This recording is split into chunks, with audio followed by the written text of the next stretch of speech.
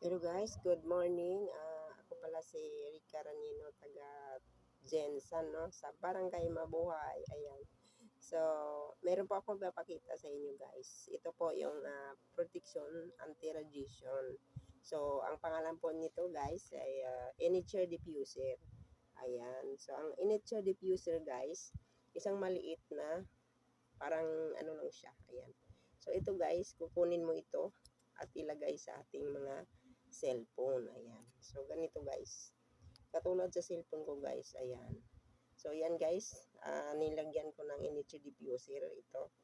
So, ngayon, hindi na po yung papasok yung anti-radiation sa katawan ko kasi mayroon na po siyang protection na anti-radiation. Ayan.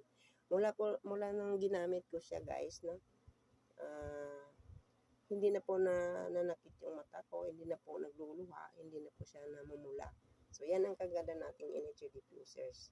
So, mula nung ginamit mo until now, kasi wala po siyang expiration, no? So, once na nabili mo ito, long life po nang magagamit. Ayan guys, no? Sobrang ganda. Nakakatulong po sa lahat ng mga may cellphone, lalo pa sa mga bata, no?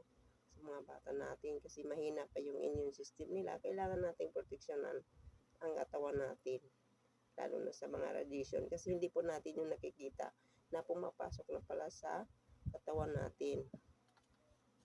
At comment lang kayo guys sa post na to once na nakita nyo to para matulungan ko kayo kung saan kayo makabili nito. Ayan guys na. So shout out pala sa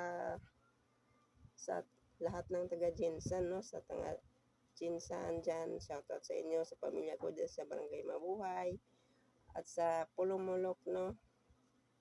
Pulumulok area Canary Site, no? Sa mga zona ko diha. Shout out sa inyong tanan, mga pagumangkon, mga Morio family, Pelisilda, Ripsologo, Kinyunis, Torres, sa tanang pamilya ko dyan sa Mindanao, no? Shout out sa inyo. At sa lahat ng